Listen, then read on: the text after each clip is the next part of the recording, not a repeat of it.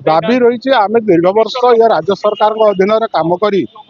आम पेंशन पाऊने किए 500 टका किए 700 टका किए 3000 टका भितर पाँच किंतु आमर दाबी हूँ सर्वनिम्न 9000 टका पेंशन आमर दाबी ता सहित दरदाम वृद्धि होती आम महंगा भत्ता मिलवा आमर दाबी आयुष्मान योजना रे वार्धक्य जनित रोग आम पीड़ित होचु जेहेतु आमर पैसा नहीं कि उत्तम चिकित्सा आम पाइपरुनु से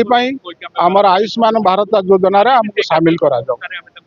सुप्रीम कोर्ट निर्देश अनुसार वर्धित पेंशन जे इलिजिबल हो दियन यहाँ हूँ आगामी दिन में आंदोलन आहरी जोरसोर चलो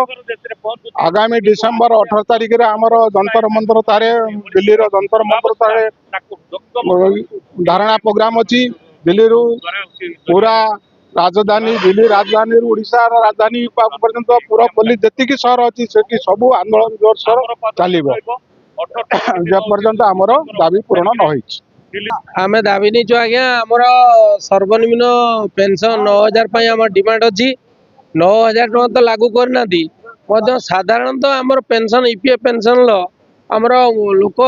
70-75 वर्ष है 500 700 800 टका पेंशन पाँच सर्वनिम्न पेंशन को उपयुक्ति नुह माने सेटा भी कार्यकारी है नहीं सुप्रीमकोर्ट निर्देश अनुसार 2014 जोड़ा निर्देश